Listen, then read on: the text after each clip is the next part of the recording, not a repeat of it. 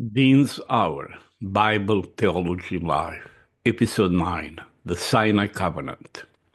We are skipping a lot of stuff today. The Exodus event, 10 plagues, crossing of the Red Sea, or the Sea of Reeds, 40-year journey through the wilderness under the leadership of Moses, the promulgation of the law, with the Decalogue at its center, the construction of the mobile sanctuary, water from the rock, food from heaven, to get to the today topic episode, the Sinai Covenant. The concept of covenant or agreement played an important role in the Old Testament, so important that the Christians divided their Bible into two covenants, the Old and the New Testaments. The concept of covenant agreement is tightly interconnected with the concept of law. One may distinguish between these two concepts. On one hand, a covenant is a promise that is sanctioned by an oath. On the other hand, the law may be secular and does not require the members of the legal community to take an oath. In case of violation of the law, specialized agencies and not a transcendent deity administers the punishment. In an Old Testament covenant, the promise was accompanied by a certain ritual, the sacrifice of an animal, thus showcasing the punishment that the one who promises and does not keep his promise will eventually share the fate of the sacrificed animal. See the ritual described in Genesis chapter 15. The covenants are as old as 3rd millennium BC. Covenants most likely emerge in the area of marriage contracts.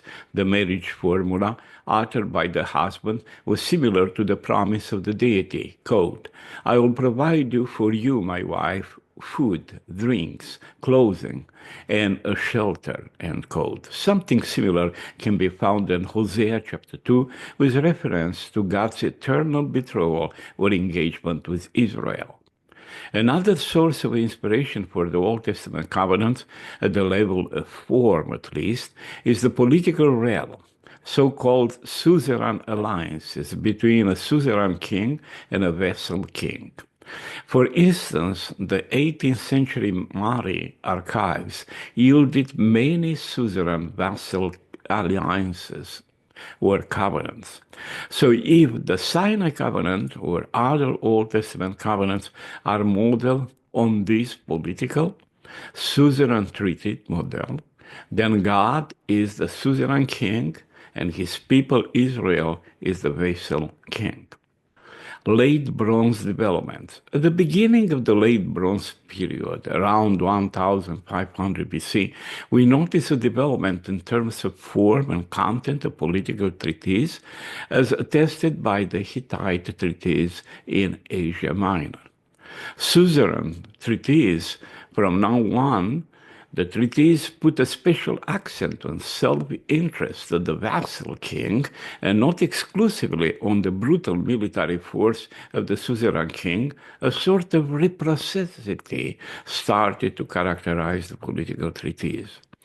The late Bronze Hittite treaties were almost from the same time or a little earlier than the time of Exodus and the Sinai Covenant around 1250 BC. The Sinai Covenant has almost the same structure like the Hittite treaties: preamble, historical content, prologue, stipulations, provisions for deposit and public reading, witnesses, curses, and blessings formulas. There are many similarities between political treaties of late Bronze period and the biblical traditions around the Sinai Covenant, almost the same structure consisting of the sections listed above. Even though everyone can notice these similarities, there is no consensus about the conclusions one may draw from these similarities. The Sinai Covenant is preceded by two other covenants: the covenant with Noah, the Noahic covenant, and the covenant with Abraham, the Abrahamic covenant. First, the covenant with Noah, or the Noahic covenant, is exposed in Genesis chapter 9, verses 1 through 17, is the promise made by God to Noah, his family, and to all humanity of the flood, by which God promises never to destroy the earth with a flood again. God promises to uphold the creation, an ecological covenant aimed at the renewal of creation and humanity. Now, how was the Noahic covenant ratified? Through a sacrifice, and the rainbow turned into a sign of God's promises. Interestingly enough, this covenant is unilateral and not conditional. It is God alone who promises. Noah is not asked to do anything in return. An unilateral and unconditional covenant. According to Jewish interpretation, the Sinai covenant refers to Israel's obligation and responsibilities as chosen people, while the Noahic covenant refers to the obligation that non-Jewish people, the Gentiles, the nations, including Christians, have toward God. And what are the obligations of the non-Jewish human beings, according to the Noahic covenant? The descendants of Noah were ordered by God to establish laws against blasphemy, idolatry, adultery, bloodshed or murder, stealing, robbery, and eating blood of a living animal. What is the main theological theme of the covenant with Noah? God promises the renewal of creation, the recreation, no matter what. The sin of humanity will never stop God's plan to renew and uphold the creation. Second, the covenant with Abraham, or Abrahamic covenant, is like the Noahic covenant, unilateral and unconditional. In Genesis chapter 12, verses 1 to 3 and 7, God promises to Abraham three things. One, a great nation, Goy Gadol, not exclusively as normal, will come up from Abraham. Two, Abraham's descendants will inherit the land of Canaan. And three, Abraham will become a channel of God's blessing for all the nations of the earth. The unconditional covenant with Abraham, or the Abrahamic covenant, is also considered a grand covenant, a covenant that God made with Abraham as granting him all these promises without asking Abraham anything in return.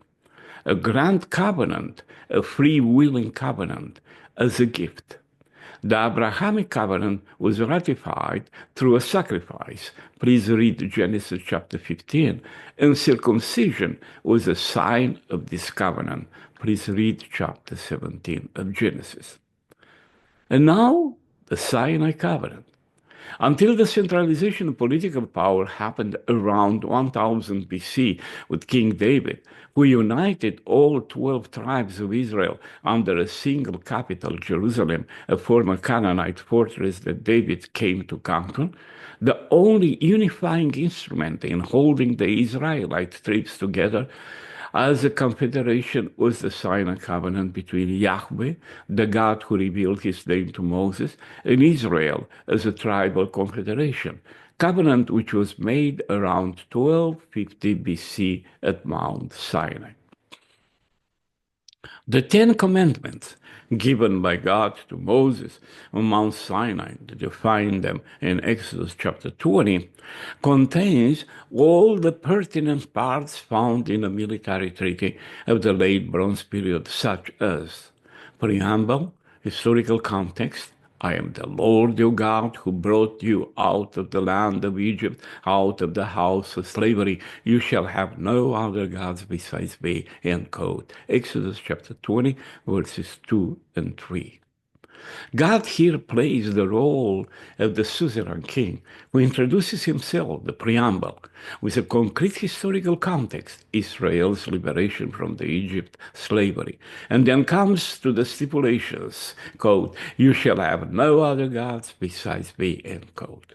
The Sinai covenant and its law, encapsulated in the Decalogue, or the 10 words or 10 commandments, helped the formation of a unified community, Israel, first in the Transjordan region, then enhanced in Canaan.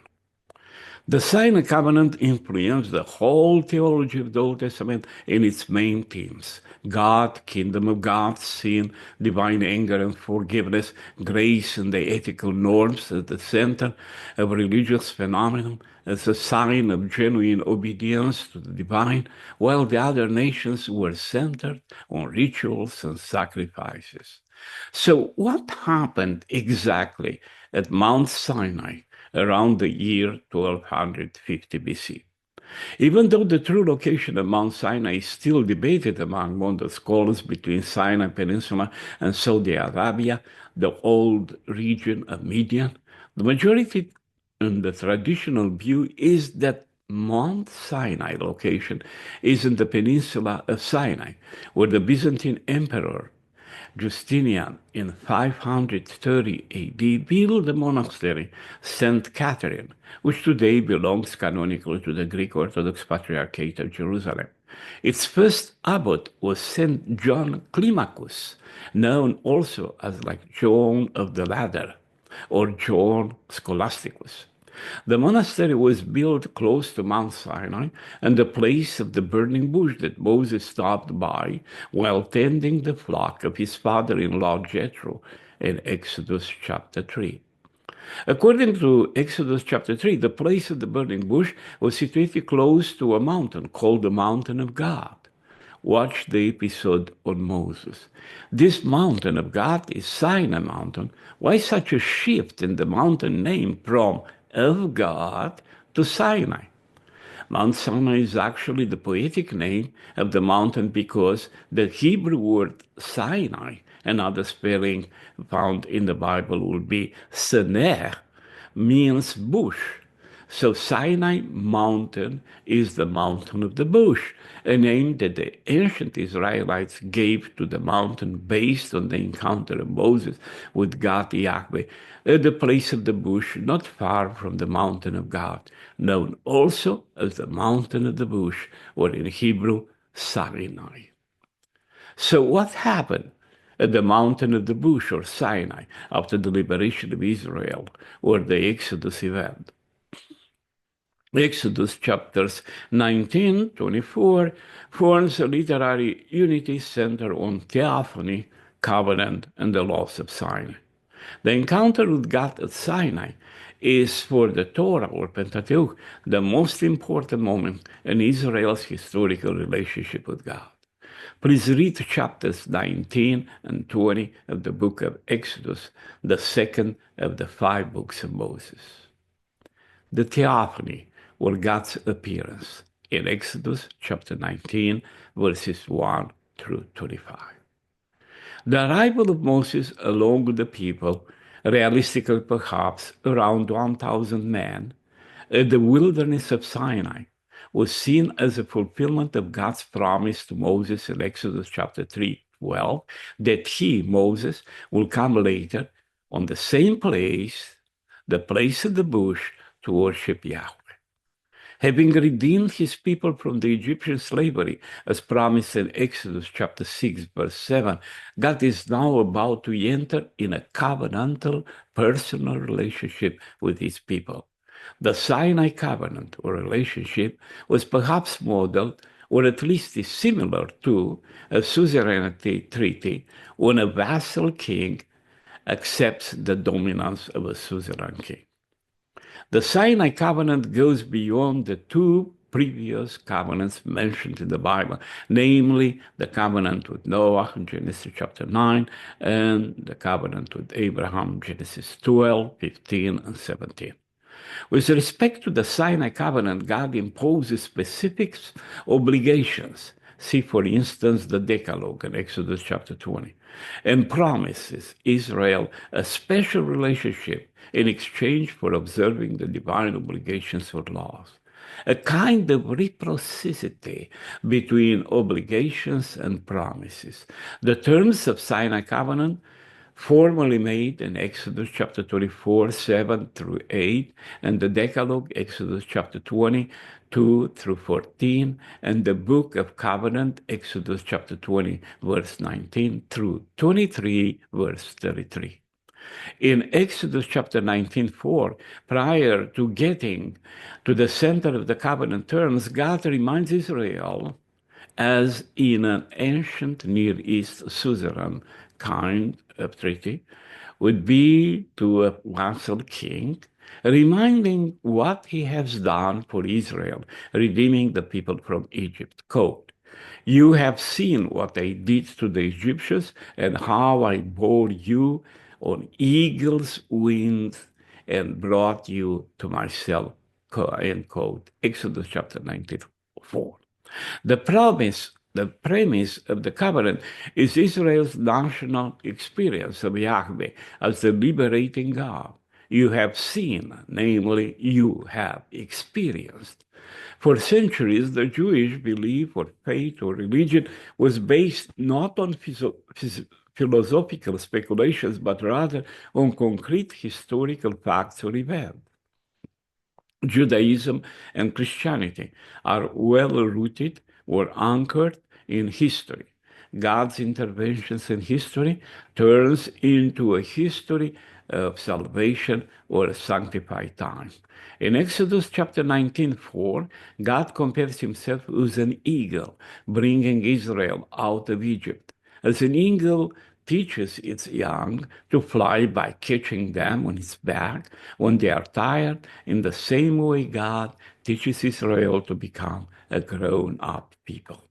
Exodus 19:5, 6 reads, quote, "Now then, if you will obey me faithfully and keep my covenants, you shall be my treasured possession among all the peoples. Indeed, all the earth is mine. But you shall be to me a kingdom of priests and a holy nation. These are the words that you shall speak to the children of Israel." End quote. As one can see, the Sinai covenant is a reciprocal covenant, not like the Abrahamic covenant, which is rather one-way covenant, a ground covenant. God promising Abraham a number of blessings without asking him anything in return. This time at Sinai, God and Israel are in a real two-way covenant, like the political covenant between a suzerain and vassal king. God promises three things, but Israel needs to do something in return. This is not a grand covenant, as in the case of Abraham, but rather a conditional covenant. That is why the wording in Exodus chapter 19:5, 6 starts with if. If you, Israel, will obey me faithfully, literally, if you listening to me, if you heed me, if you pay attention to me, and keep or defend my covenant. And the God shows the three blessings or promises that he has in store for Israel if these will obey God faithfully and will keep his covenant. The three divine blessings or promises are, number one, Israel will be for God the treasure trove among all the nations. The Hebrew word segula, personal property, is related to the Akkadian word sikelto, private possessions. I prefer rendering the Hebrew word segula like treasured trove, a valuable collection, a cachet of valuable things, often hidden from the unwanted eyes. Interestingly, one of the Hittite political treatises described the vassal king as the property, same Akkadian word sikil to use used there, of his master, the suzerain king. So God promises that Israel will be for God a treasured trove, something very valuable among all the peoples. And God adds that the earth belongs all the people belong to God. So God, as the owner of the world and his creation, can choose any people as he chose Israel to represent all the peoples of the earth. This is the meaning of Segula, a collection of valuable traits that Israel embodies, traits found separately in many peoples. So Israel will be the symbol people representing all the peoples on the earth and not replacing or superseding them. Interestingly, the idea of superiority connected to the notion of chosen people appears in the Septuagint Greek translation of the Hebrew word segula, that is, laos periousios apopanton ton non, superior or above or special or chosen people among all the nations. Nevertheless, the Hebrew text is about Israel as a representative or symbol of all the peoples, of Segula, a treasure trove, and not a superior people. Second promise, or a blessing, if you like, a kingdom of priests, in Hebrew, Memleket Kohanim. The second divine promise or blessing is that Israel will become a kingdom of priests. Again, if Israel will be faithful to God and will keep his covenant.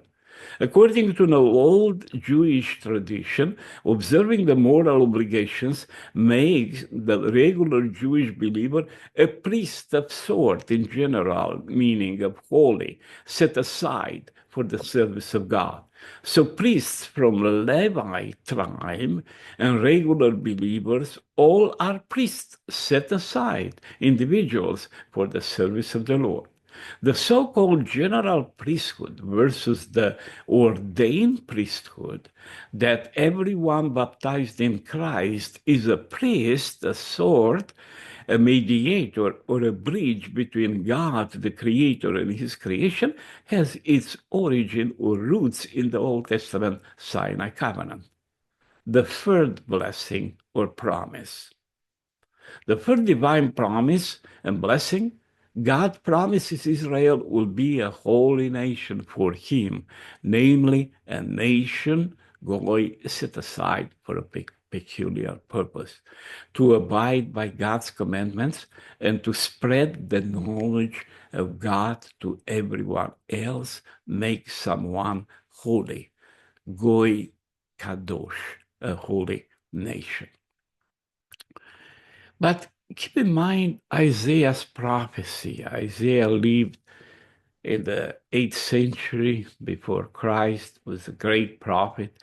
And in chapter 2, verses 1-4, we read, quote, all the nations will flow like a river toward the mountain of the house of Yahweh, Zion, so that these nations, Goyim, may be taught by Yahweh, because the instruction, Torah, and the word of Yahweh, Debar Yahweh, are coming out of Jerusalem. And the Lord, Yahweh, will judge among nations and chastise them, and peace will cover them. Nevertheless, all these blessings never were implemented utterly or entirely in Israel.